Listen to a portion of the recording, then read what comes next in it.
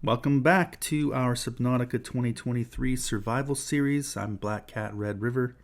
Last time we did a bit of base building, so it might be good to go on some kind of an adventure this episode. Maybe let's see what the radio is picking up. This is Ozzy from the cafeteria. What the hell, guys? They didn't warn us this might happen. Our pod was almost crushed by this Seamoth Bay on the way down. Now we're hanging on the edge of a cave system, and this grim-looking snake thing's trying to eat through the hull. Come get us already. Signal location uploaded to PDA. Alright, well, we could go investigate Lifepod 17 and see if we can find any fragments and blueprints and go from there. I'd also like to build our moon pool sometime soon, maybe this episode, and start preparing the things that are needed to go exploring the Aurora. I'd still like to get the propulsion cannon in place before we do that. So a few things to prepare before I'm ready to try to go into the Aurora. So in the meantime, I guess let's go check out Lifepod 17.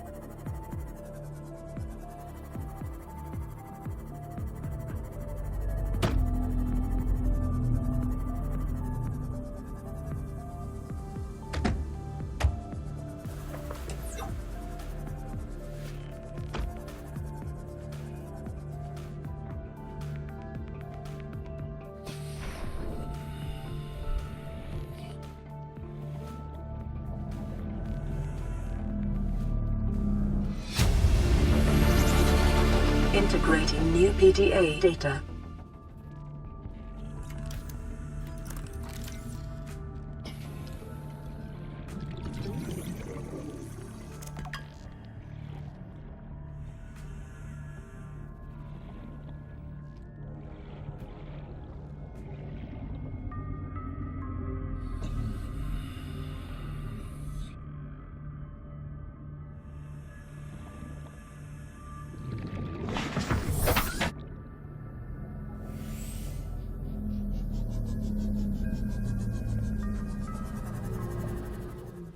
It's always good to check out the area around any life pod for wreckage. Usually there's some kind of significant site, wreckage, or maybe an entrance to a new biome. So it's always worth doing an investigation in the area.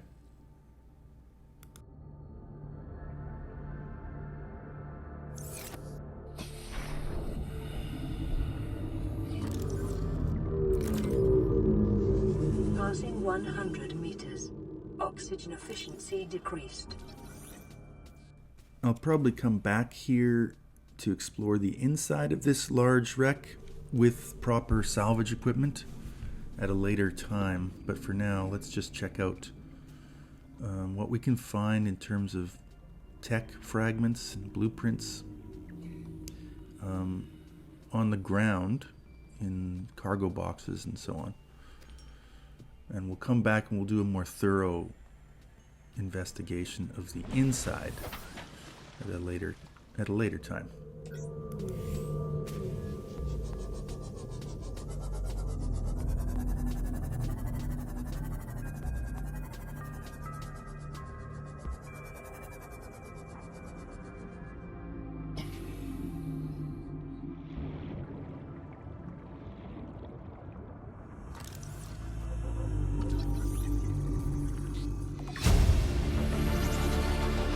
New blueprint acquired.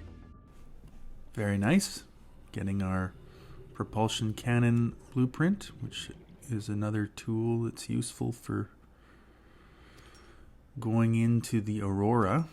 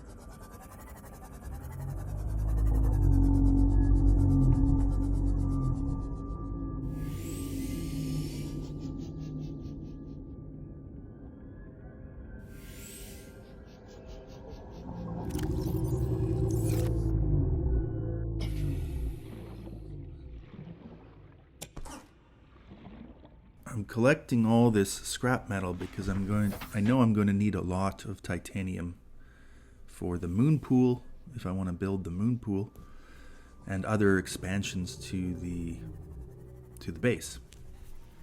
So you kind of never have enough titanium for that sort of thing.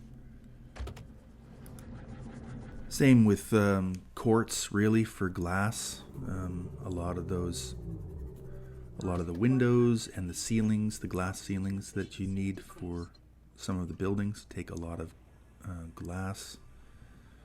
And enameled glass, which we're going to need stalker teeth for. So collecting quartz wherever I see it is another thing that I'm going to likely do.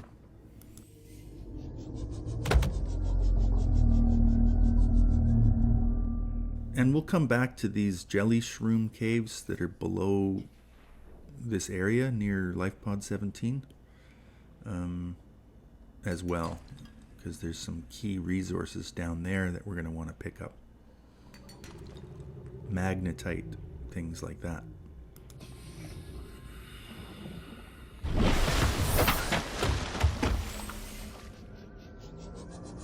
Okay, we're basically filled up in terms of our inventory, so I'm going to have to go back and come back to this large wreckage at a later time. It takes a little bit of time to prepare, but I'd like to come back with an air pump and some metal pipe to feed oxygen into that large wreckage. Fairly time consuming to set that all up, but it can be worth it so that you can do a slow and methodical exploration of the wreckage without worrying about running out of air.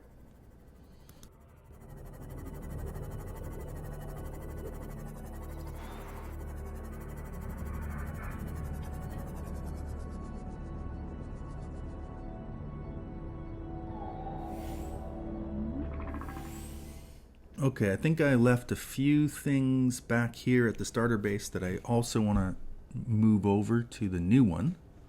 like the mobile vehicle bay, maybe the grav trap. I'm not sure what I can carry right now because my inventory is currently full. So I'm going to either have to dump something or come back.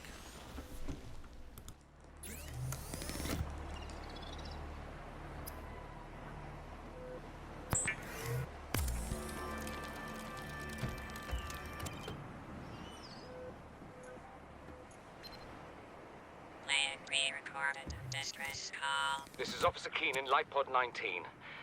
The captain is gone. I have assumed command. The last thing the captain did was give me coordinates for dry land. We regroup 1.5 kilometers southwest of the crash site. Stay together and good luck. This message will now repeat. Rendezvous coordinates corrupted. Transmission origin coordinates downloaded. Signal location uploaded to PDA.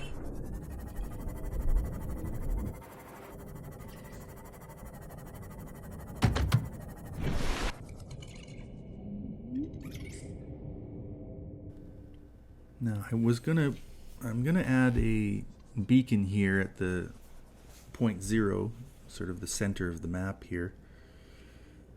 It can be useful for finding certain locations in conjunction with your compass that you don't necessarily have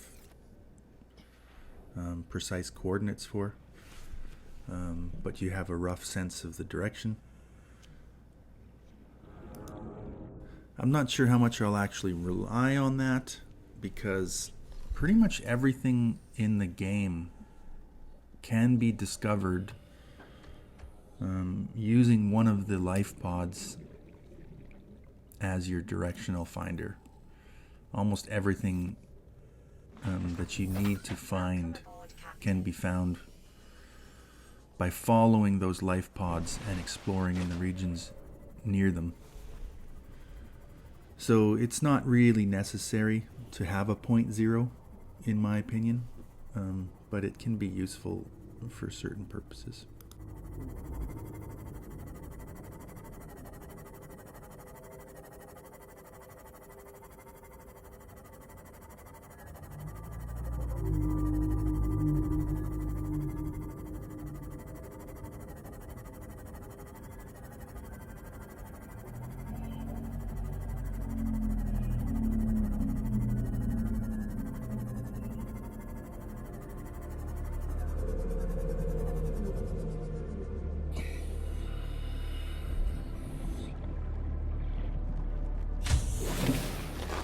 Welcome aboard, Captain.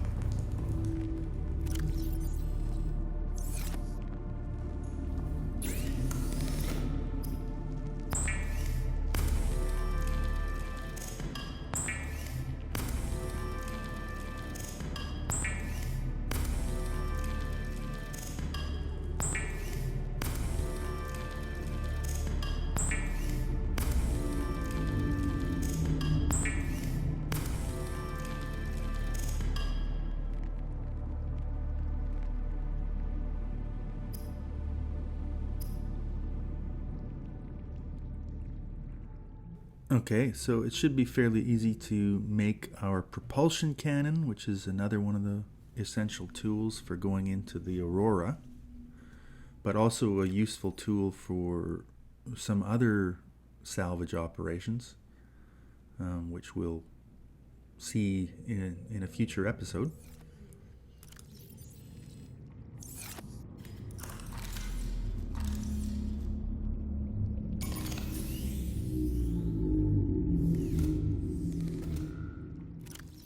It's probably a minor exploit, but there is an aspect to the game where you can use batteries that are dead, that are completely dead, to craft new tools and items that are then at full power. So it's a bit of an exploit that you can do before you've managed to find and build the battery charger. To kind of conserve your battery power a little bit that way.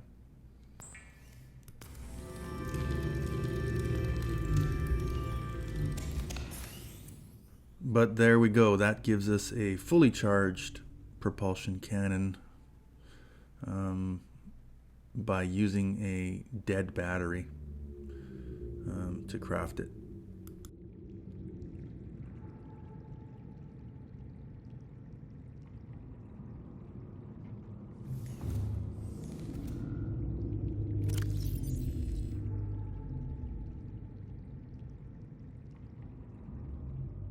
Now, I do have a lot of titanium on me at the moment, so it might be, and I lack the space to actually store it all. So, building some new lockers, organizing the inventory a little bit better, and or using up a big chunk of the titanium to make our desired moon pool would be a good use of the resources. The moon pool itself is really handy early on because it automatically charges your vehicles, your sea moth, your prawn.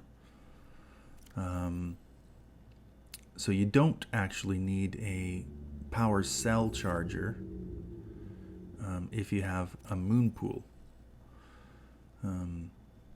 It's also the place where you can get a vehicle upgrade console that will allow you to upgrade your vehicles with new mods that are quite handy. So the moon pool is definitely an essential room to add to any base. Here you can see it takes 2 titanium ingots, some lubricant, and some lead. So really not that much in terms of ingredients, not that difficult to put together. It only takes 10 titanium to make 1 ingot, and titanium is the easiest resource to find. It just takes a little bit of time sometimes if you don't already have the stocks that you need.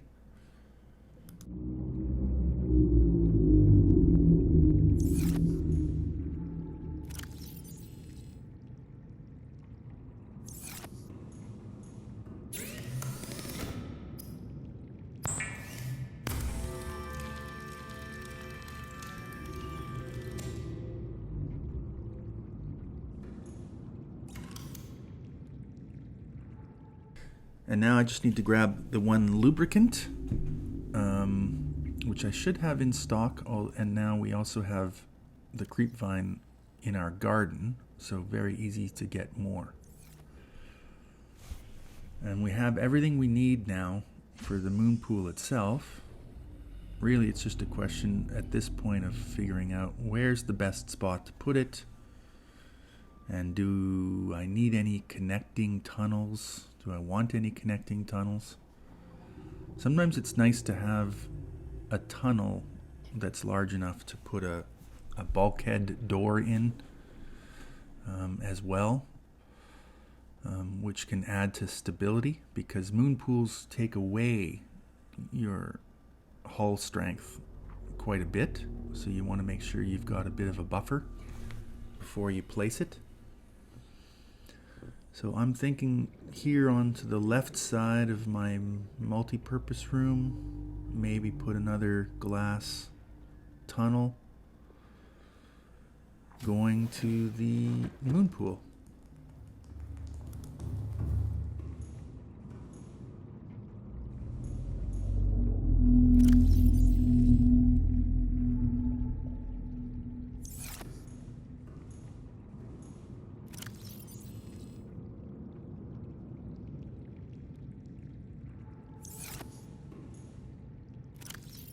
And thankfully I still have a bit of quartz, because it will take 4 quartz to make a connecting glass tunnel.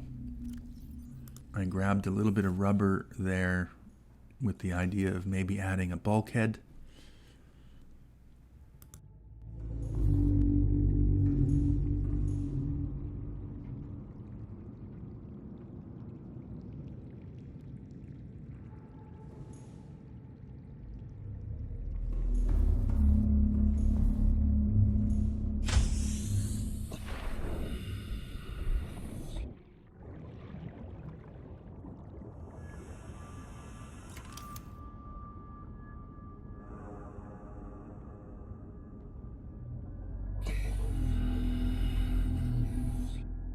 Oh, darn it. I forgot to actually convert my quartz into glass. So I'll have to go back.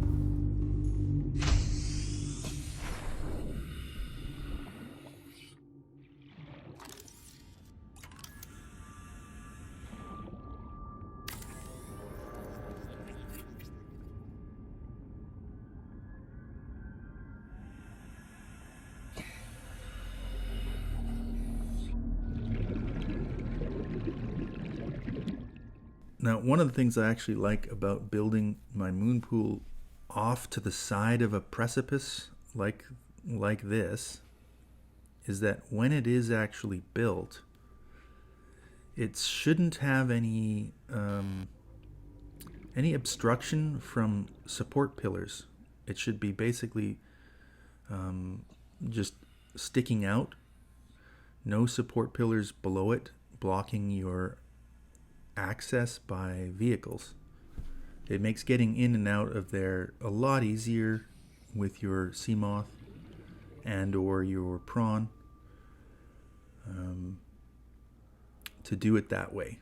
If you're too close to the ground, you'll have 1 to 4 pillars in the way.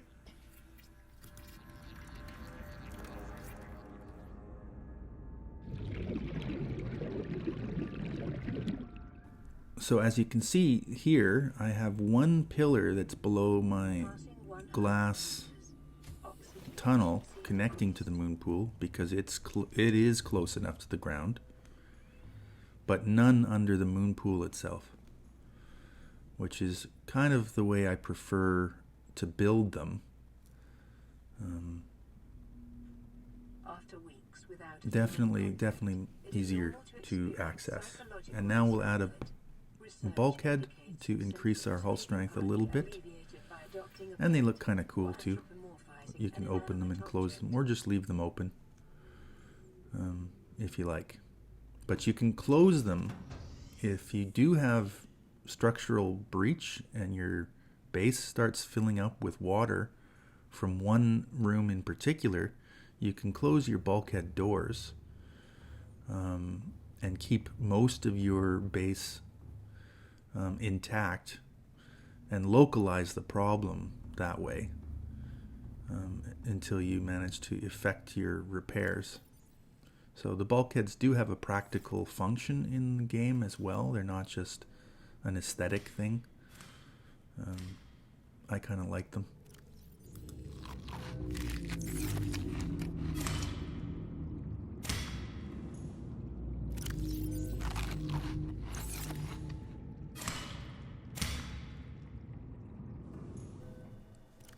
And now that I've got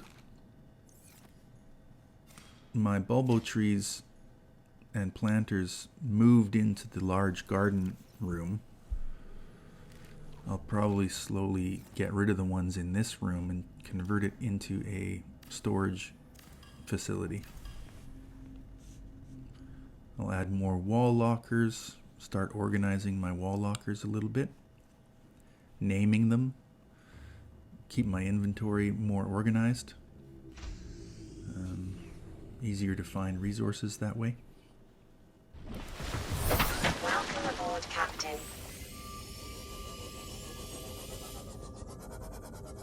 So now we can park in our moon pool for the first time and charge up our sea moth, which is below half power.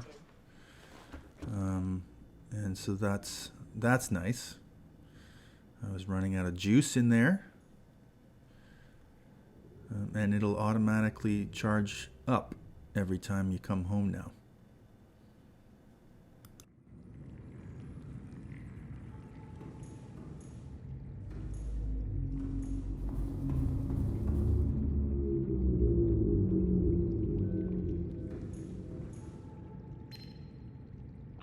priority automated message from Aurora. Lifepod 13 coordinates attack. Lifepod is carrying high priority passenger. Yoki Kasa. I said Kasa. Why do I have to record this anyway? Send immediate burial detail. Signal location uploaded to PDA.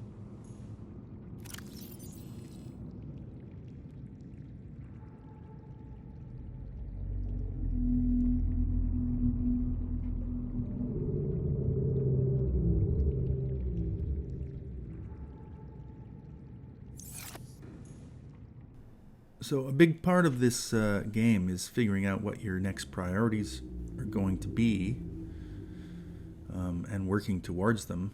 Sometimes that can be a little overwhelming because there's so many things you can do.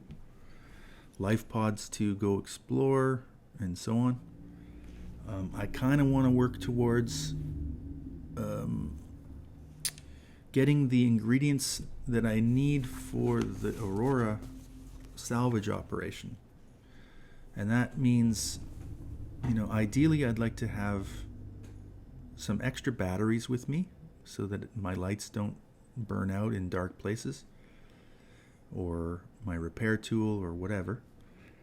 So I need to collect some copper for extra batteries. I need to collect maybe some titanium and build some extra fire extinguishers to take with me.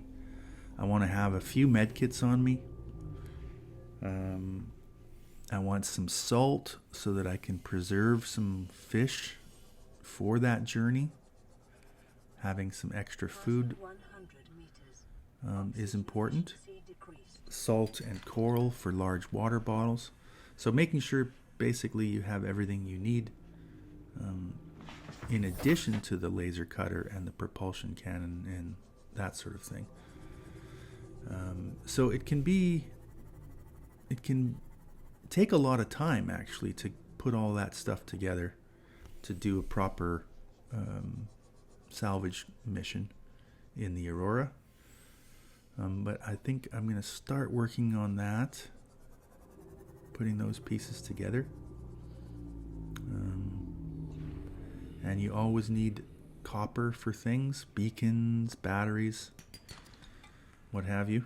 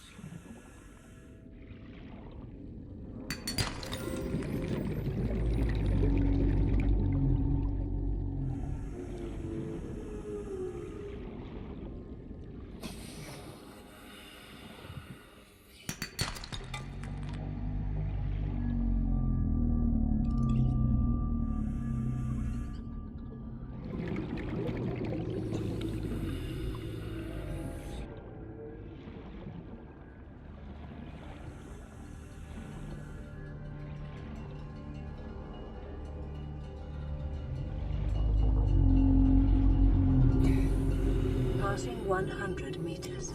Oxygen efficiency decreased. I've talked about preparing for the Aurora mission, but I haven't talked about why it's important to go in there.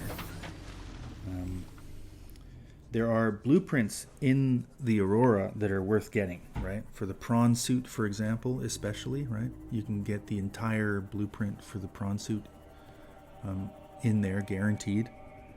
But you also can acquire some free vehicle upgrades, like the Mark 1, I think, depth charge module for the Seamoth,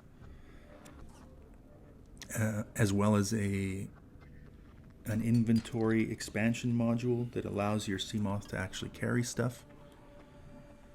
And all of that is going to help with future operations, future missions. exploration by allowing the sea moth to just go deeper. It goes, I think the Mark 1 goes from a 200 meter depth limit to a 300 meter depth limit, so that's nice.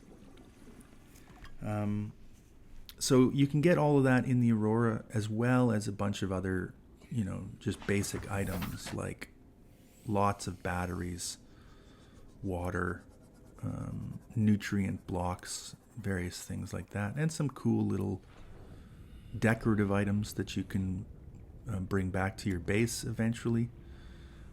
Things like lab tech items, like beakers and microscopes and various things like that. Posters for your wall. What else? All kinds of stuff is in there. So lots of good reasons to try to go in to the Aurora sooner than later. And one final reason that is important as well, which is that you can effect repairs to the Aurora to put an end to the radiation leaks that are damaging the ecosystem in the vicinity of the Aurora. And that helps you as well, because then you don't have to worry about using your radiation suit in certain locations anymore. So that's nice. You can use your rebreather instead of your radiation suit.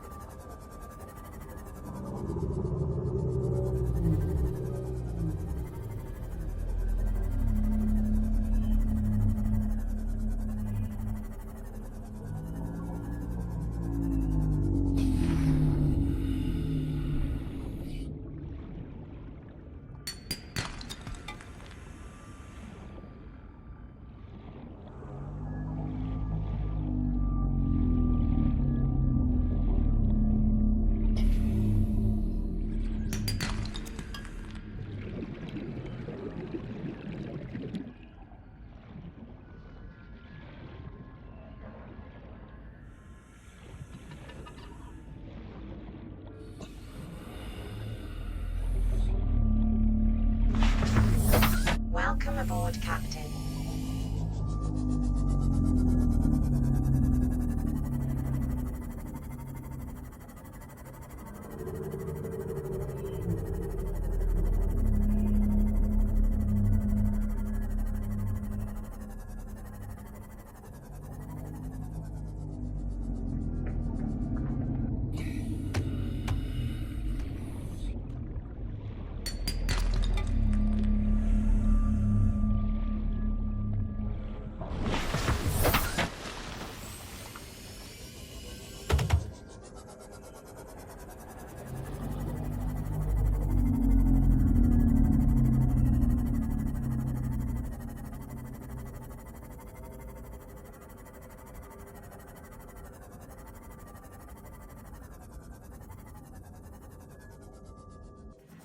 Welcome aboard, Captain.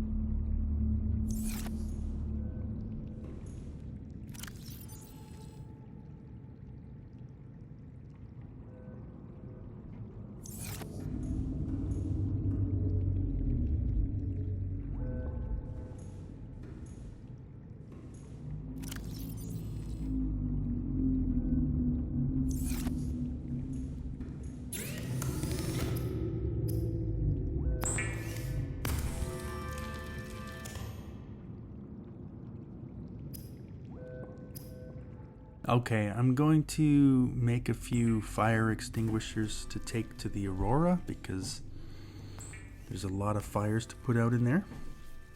Slowly putting together all the tools and supplies that I want to take with me. Usually it's a good idea to bring a few med kits, plenty of preserved food and water, fire extinguishers, extra batteries, and definitely your laser cutter, repair tool, and propulsion cannon. So there's a lot to remember if you want to try to work through the Aurora with as few trips as possible.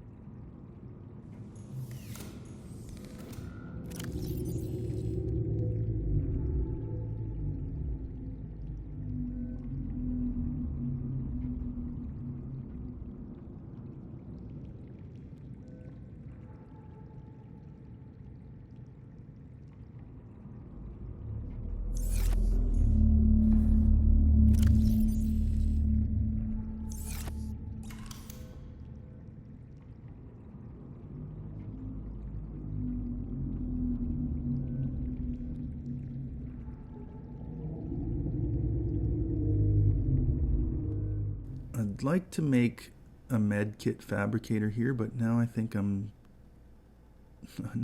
out of the copper I need for the computer chip. We never have enough copper.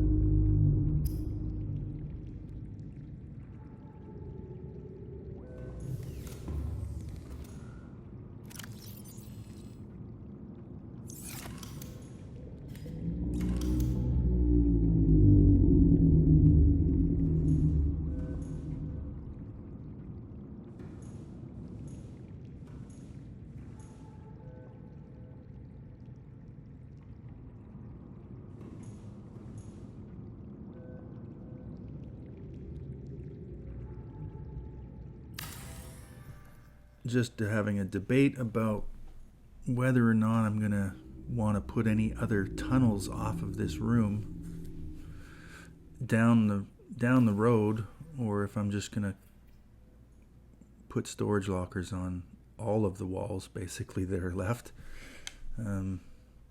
Still not sure, but in the meantime, let's put three new lockers here and solve some of our space issues.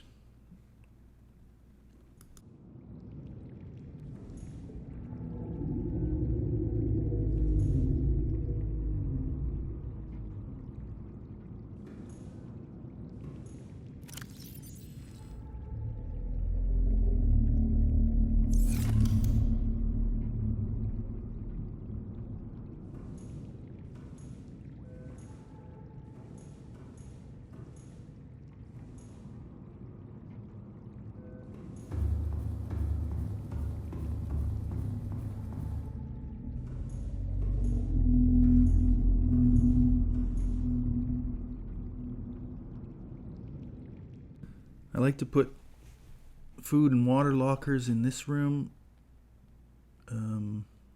which is the garden area, and then maybe a salt and coral locker to produce water and preserved food later on, especially if I'm going to add a water purifier to this room at some point that produces not just water but salt. Having lockers that are dedicated to those kinds of things in the same area seems like a good idea.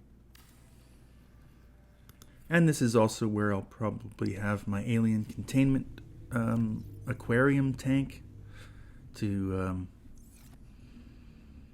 have my own self-generating stock of fish.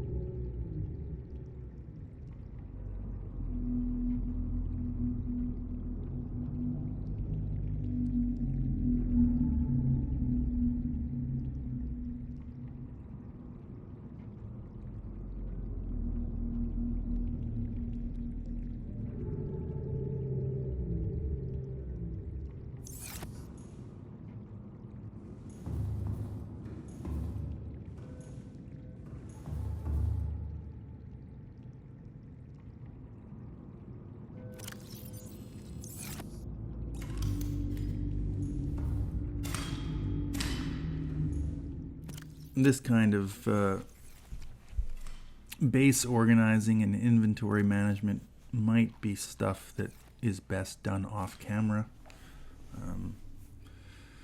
Let me know if that's the kind of thing you'd like me to cut out of videos like this. I know they can get kind of long if you are spending a lot of time just thinking about where to put stuff and how to organize your inventory better. So that might be something to consider.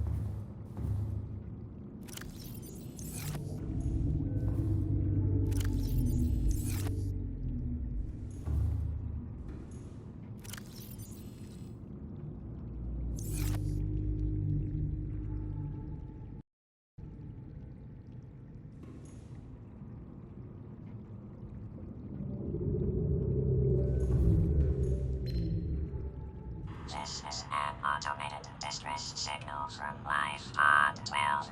Coordinates attack.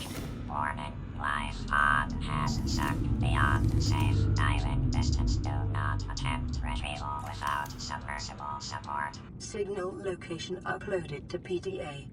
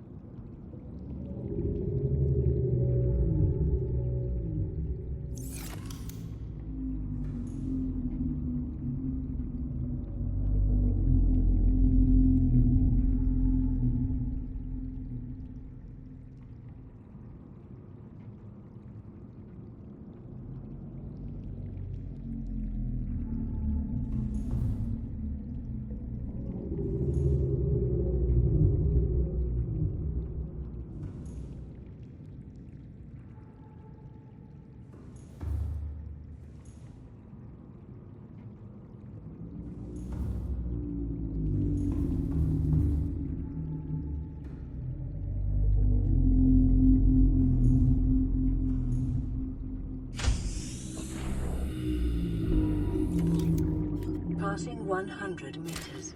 Oxygen efficiency decreased.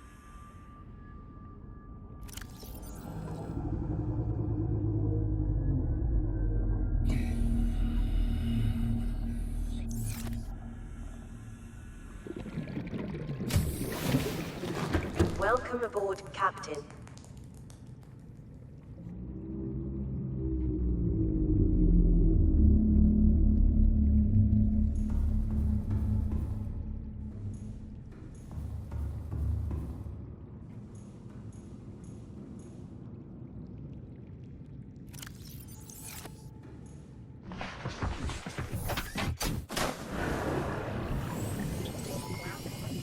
systems online.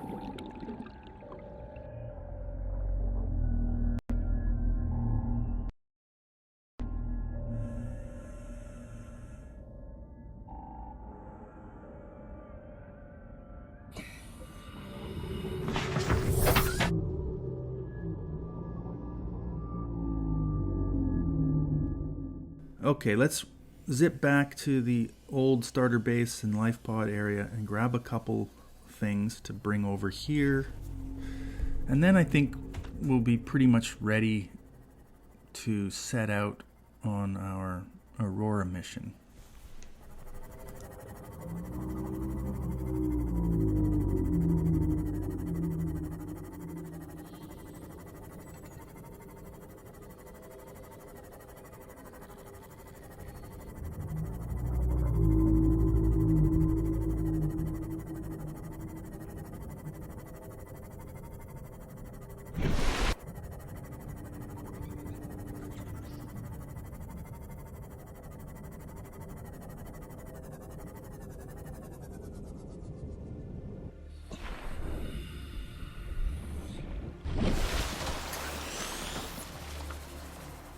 I want to grab the mobile vehicle bay for down the road when I'm ready to build the prawn suit, and I suppose also the Cyclops submarine, even further down the road, although that's not a big priority. And I want to grab these peeper fish for sure, so I can preserve them with salt and take some of them with me into the Aurora, where food, at least in some areas of that ship, will be a bit of an issue. And then let's transfer over a couple other things to the new base as well, like the grav trap is always handy. So I'd like to take that as well.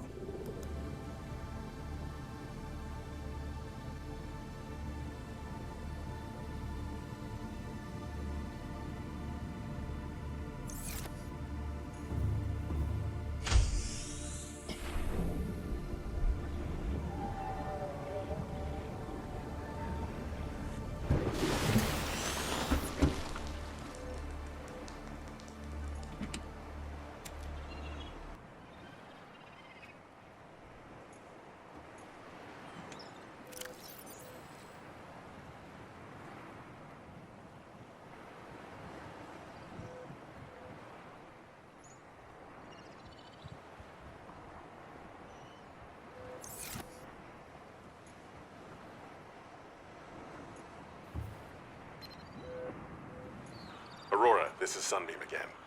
We just picked up a massive debris field at your location. I didn't know how many of you... I didn't know. We're now en route to your location. We're gonna bring you home. Sunbeam out. What else can I say? The only time I parked a rig this big on a rock that small was in VR. And I blew it. It's a bad option, all right, but so are all the others.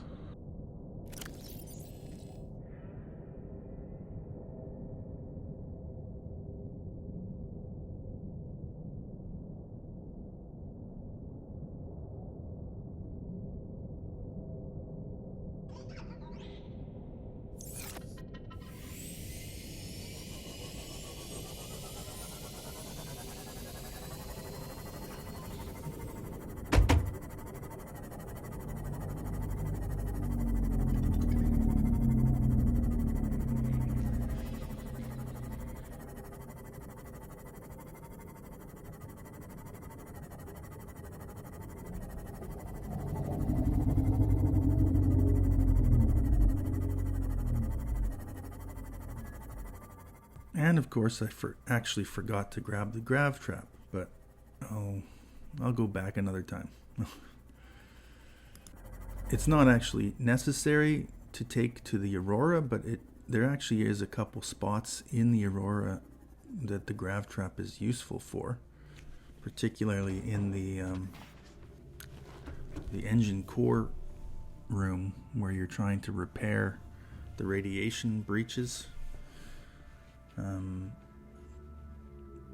There's a particular parasite in there that the grav trap is useful for keeping at bay, but it's not necessary.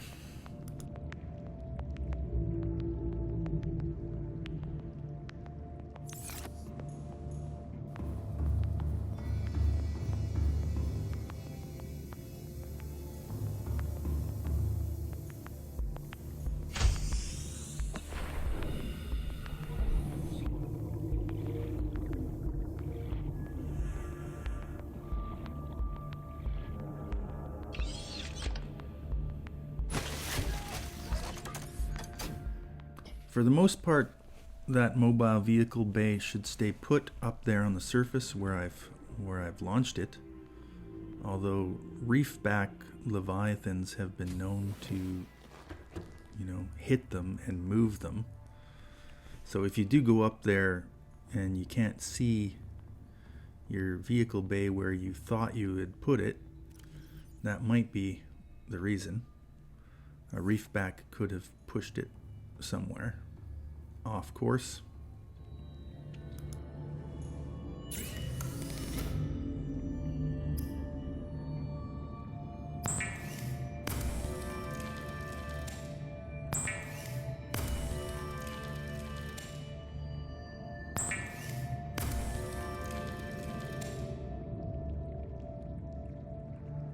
Alright, so I'm going to make some cured peepers and some water for the Aurora trip.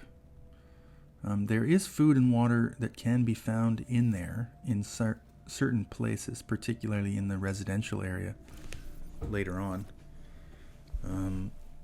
But there are spots where you can't rely on that.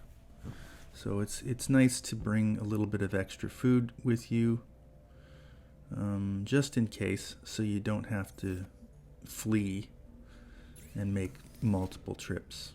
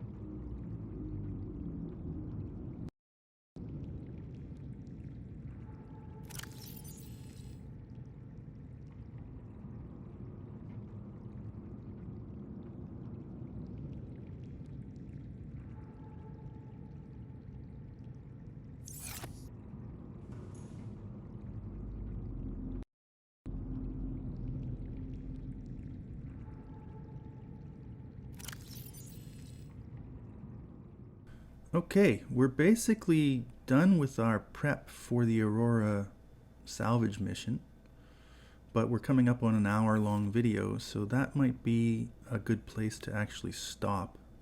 And so the next episode, we can actually do an episode devoted to the Aurora mission itself. That way it'll be more of a self-contained episode. So we'll wrap things up here. It was a bit of a hodgepodge mission going to Lifepod 17, building the Moonpool, organizing inventory, prepping for the Aurora. But the next mission will be dedicated to the Aurora salvage operation. So until next time, safe travels.